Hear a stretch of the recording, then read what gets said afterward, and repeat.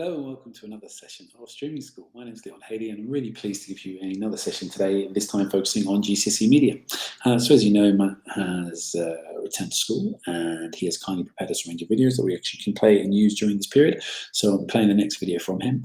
I hope it's going to be of use and that you're going to enjoy it, and it's going to help in keeping that knowledge warm for when you do eventually return to school. Good morning, everyone. My name is Matthew Murphy and welcome to another week of Media Studies lessons. As I say every week, if you haven't yet gone back and watched week 3's lessons, where we looked at Todorov's narrative theory and the uses and gratifications ideas that are used in media, I'd definitely advise that you go and watch them because they're going to give you additional information that can feed into what we're doing today. This lesson does stand alone, but last week's and the week before's and even week 1's content will dovetail into what we're talking about today, making you a better reader and producer of media content yourself, regardless of which qualification you're looking at. So without any further preamble, we'll get into today's lesson, which is going to be about something called demographics. It may be a term that you've heard before in media terms, or it may be completely brand new to you. Let me first begin by breaking down from an etymological point of view what the word means. The word is effectively two words kind of jammed together. The demo part comes from the Greek word demos, which means people. And graphic, again, is a Greek word which just means to measure or record something. So when you put those two words together, you get the measurement of people, which you might be thinking, how would that have anything to do with media studies, Matt? Well, it means it's how we measure an audience, how we categorize an audience. Okay, so as you can see from this slide, the way that in media audiences are categorized and measured is by age, by gender, by ethnicity, by life stage, and by socioeconomic background. And all of these together are known as demographic groups or demographics. So don't worry, I'm going to go through each of those bullet points separately: age, gender, ethnicity, life stage, and socioeconomic background. I'm going to go through each of those separately. So don't worry if some of them are not as obvious as others. So obviously, the easiest place to start with is the one that probably everybody would understand straight off the bat, which is categorizing people by the age that they are, or the age group that they fit into. We're probably aware of the fact that certain media products are designed for certain ages.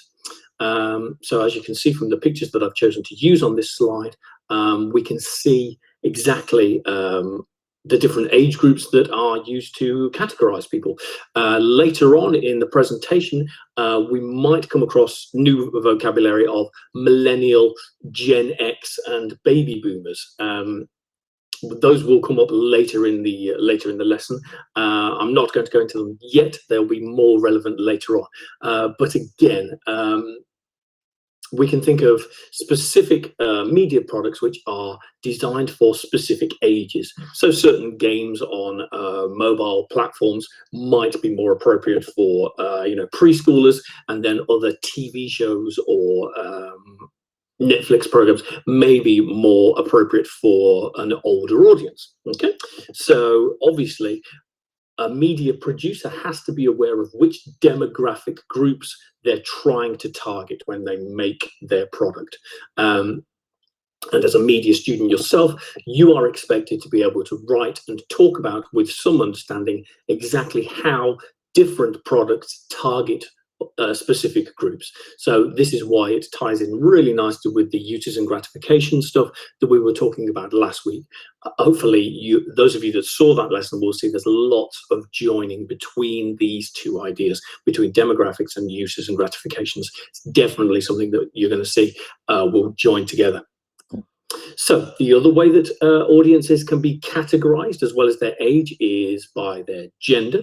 We're going to assume for this presentation and the GCSE Media Studies boards, just assume that there to be two genders. You can argue the rights and wrongs of that at a separate point. So age and gender are two demographic groups. Ethnicity is considered to be another demographic group. Now, as you can see from the picture there, we're talking about the ethnic background that people state that they are from. In case you can't, in case ethnicity is not something that you've come across before, because it is a slightly tricky word, I found this particular, slightly old, but reasonably relevant background as to the ethnic makeup of the UK. So just to give you an idea of what exactly we mean when we're talking about ethnicity, because it may or may not be a word that you've come across before. So you can see there on the screen that in bold on the left-hand side are the main ethnic groups which make up the UK, and then you can break them down into more detail. So all of those that you can see on there, Pakistani, Chinese, African, Caribbean, etc., they are all considered to be ethnic groups. So another way that media products can be targeted to a specific audiences is that they can be targeted at a specific ethnic group. So if we think about content which may be in a foreign language, will obviously be targeted at a specific ethnic group. Okay, so with three demographic groups down, we've covered age, we've covered gender, and we've covered ethnicity. So let's move on to life stage. Life stage needs a little bit of explaining, because some of you might be thinking, but how, surely life stage is the same as age, Matt? Yes and no. Life stage is about what specific things are happening to you at that point in time. So if we look at this graphic here, we can this particular graphic is supposed to represent people who are students, people who are, say, university students. Now, for a lot of people, university happens at a specific time, sort of late teens, early 20s, but not necessarily. We can become university students at any age. Myself personally, I went back to do another university course at the age of 27. Another thing that can be considered life stages, when you become a parent, again, can happen at any within reason, and people who are getting married, for instance, that can happen at any life stage. So life stage is different from age in that it's about the events that are happening in your life. So what difference does this make to a media student? Well, for instance, that you could be targeting with your media product, you could be targeting an audience who are about to become parents or who are new parents.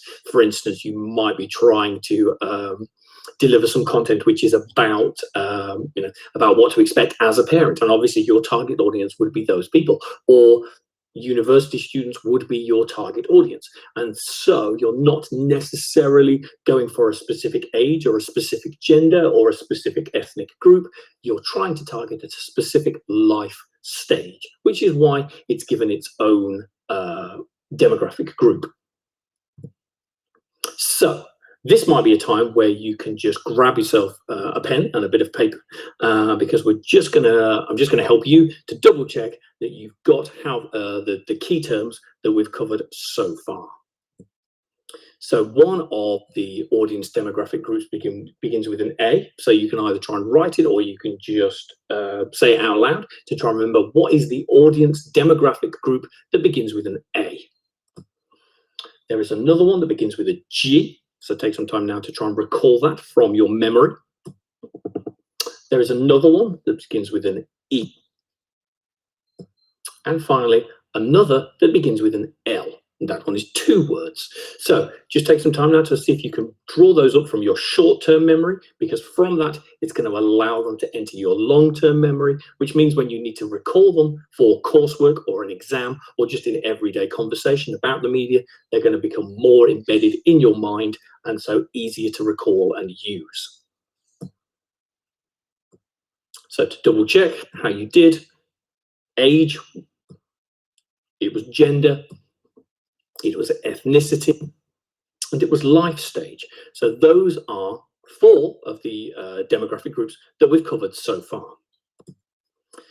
Socioeconomic background is a difficult one. It takes a little bit of explaining, and it's in some ways controversial. So I'm going to devote the next few minutes just talking about that one specific demographic group of socioeconomic background. So as you can see from the name of the demographic group, it's got something to do with economics. So there's some element of money involved in this, and some kind of society or social element as well. And effectively, that is what it is. It's basically looking at which group of people are you putting based on effectively what your income is. Which some people find a little bit reductive and a little bit controversial, in that you're effectively pigeonholing people, putting people into categories dependent on how much money they earn.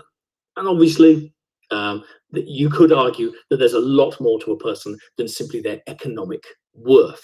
However, because I'm not an economics teacher or a politics teacher, I'm not going to go into too much detail about that, but it's worth bearing in mind right from the outset that socioeconomic groupings in media are a little controversial. Hopefully you can understand why that would be. So there are effectively in the socioeconomic groupings, there are, as you can see there, 1, 2, 3, 4, 5, 6 different groups.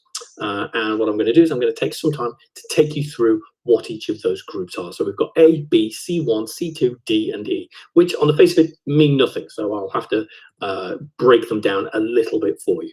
So in the A group, so you are considered, in as far as media audience demographics are concerned, you are considered to be in group A if you have a job which is high managerial, administrative, or professional. So effectively, if you're in a really, really high paying job, so you're, I don't know, a doctor or a lawyer or something like that. As you can see, 4% of the UK is considered to be in this A group. So effectively, they are the richest people in our society. So it might be interesting to take some time now to see if you can think of a media product, whether it's a TV show, a printed media product, that is specifically targeted at people who are in that A group. Hopefully you can think of a few. That there are many, but again, it's a fairly, as you can see from the percentages there, it's a small part of society.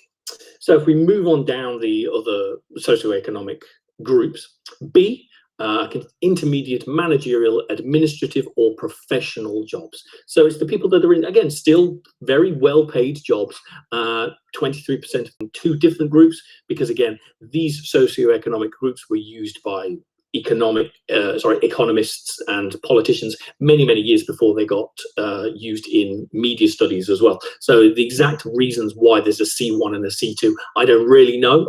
Feel free to do your own research as to why that is. But I have to be honest and say I simply don't know why C1 and C2 is 2 separate groups.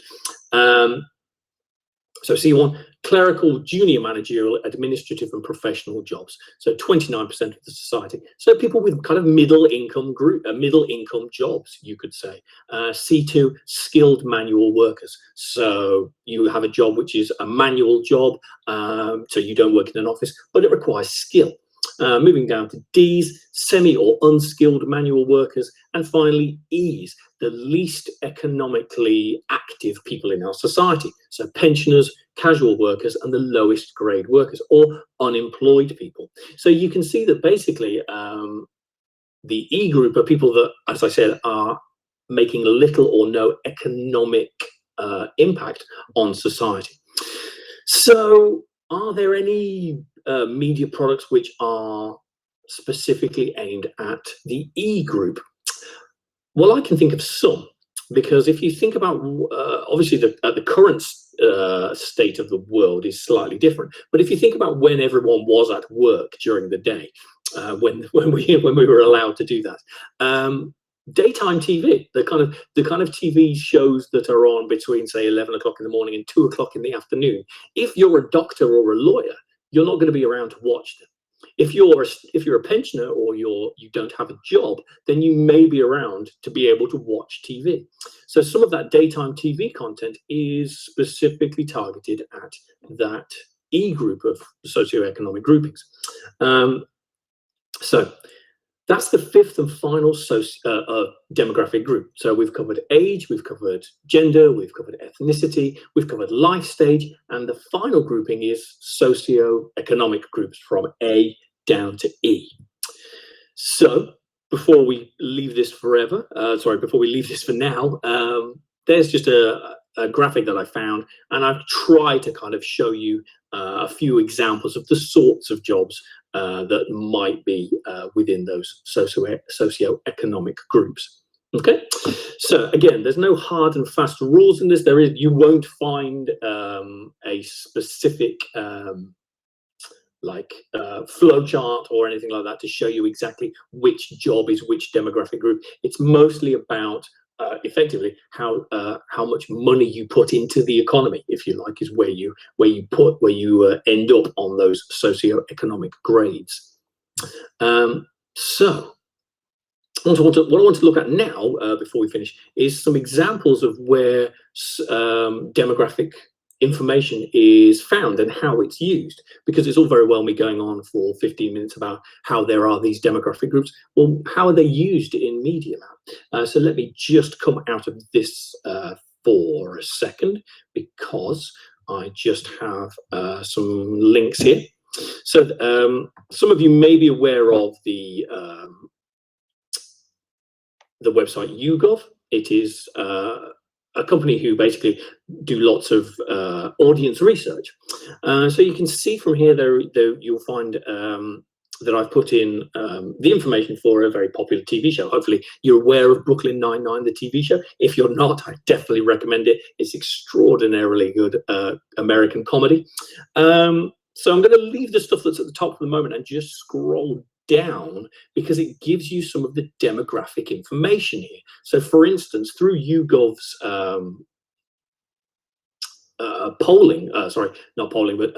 surveys, they found that how popular this show is with men and women, as you can see.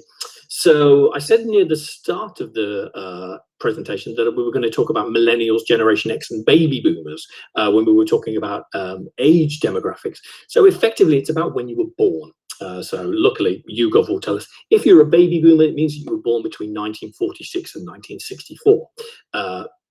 If you're a Generation X, that is me, by the way. So if you're a kind of middle-aged person born between 65 and 81, you're Generation X. If you were born between 82 and 2000, you're considered to be a millennial. But you might be sitting there thinking, well, I was born after 1999, Matt, so what does that make me? So your generation is considered to be Generation Z. Not included on here because effectively YouGov don't ask people under the age of 18 or so to take part in these surveys. But again, what it does, if you can see, it breaks down the age and the gender demographics of who likes Brooklyn Nine-Nine.